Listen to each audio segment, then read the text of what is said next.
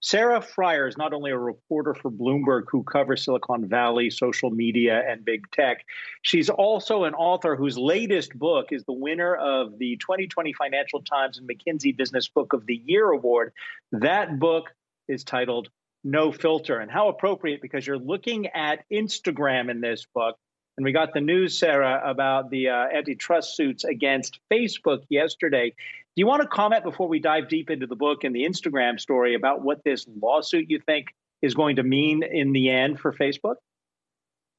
Well, this is Facebook's worst nightmare, the fact that they are getting called to break off the Instagram and WhatsApp acquisitions, which is essentially going to disrupt, if it happens, their entire 5 to 10 year plan for their future. I mean, these acquisitions are key to Facebook's future, whether it's in e-commerce, new revenue opportunities, emerging markets, the younger generation through Instagram.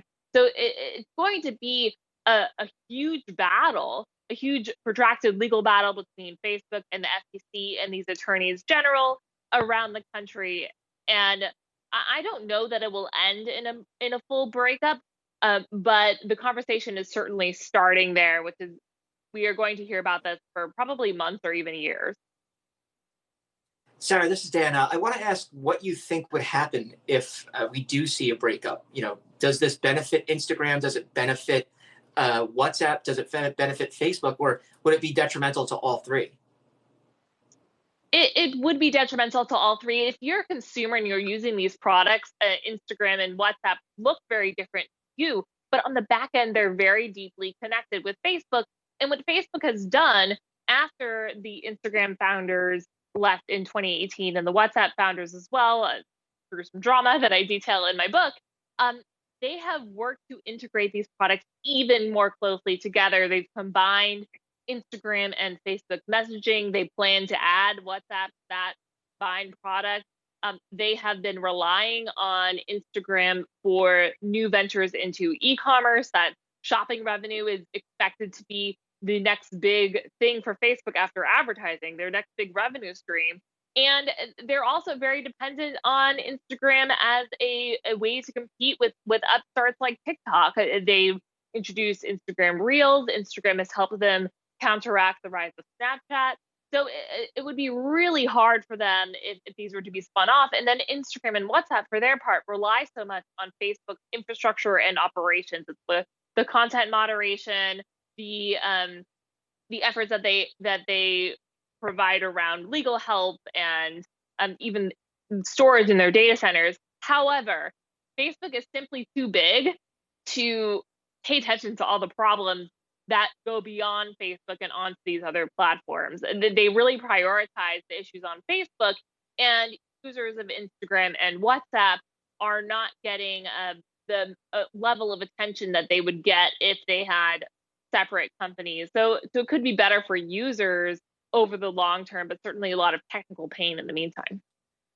Well, let's talk about the book and about Instagram, because you point out 10 years ago when the founders originally put this thing together, it was on the lines of making anything that you take a picture of look more beautiful.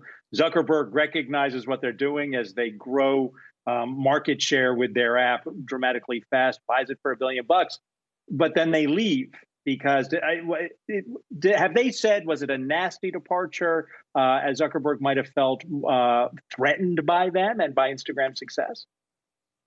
Well, certainly they haven't been saying that publicly, but through my sources in my book, I have learned that there was a dramatic amount of tension between Instagram's founders and Mark Zuckerberg.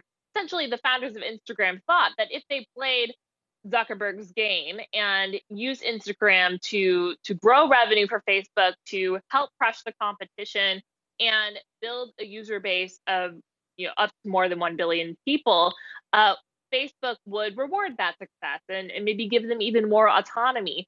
That's not what happened. Instead, Zuckerberg felt threatened by Instagram's rise, fearing that it would cannibalize Facebook, take attention away from the main social network, which is Zuckerberg's baby. This is his legacy.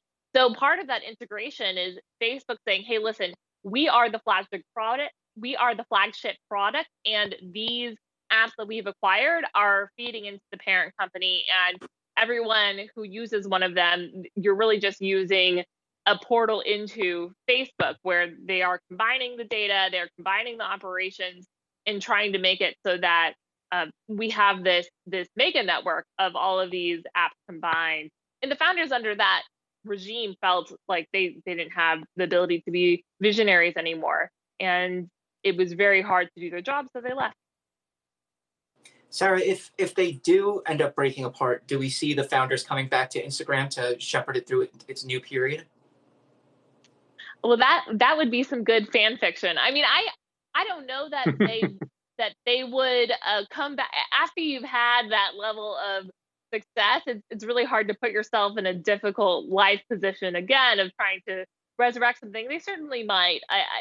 I think that they care deeply about the product, but they never got the resources they needed from Facebook. In fact, the years that they were being pressured and eventually decided to leave, Facebook was restricting headcount for Instagram. They were cutting them off from links on the Facebook app to Instagram and reducing the ability of Instagram to get what it needed in order to grow, and making it a lot harder for them to launch products. So I think that this is just a really tough time to be at the company, because you're dealing with all of these pains of integrating the products, but also thoughts about what could have been if Instagram was given the resources it needed to grow.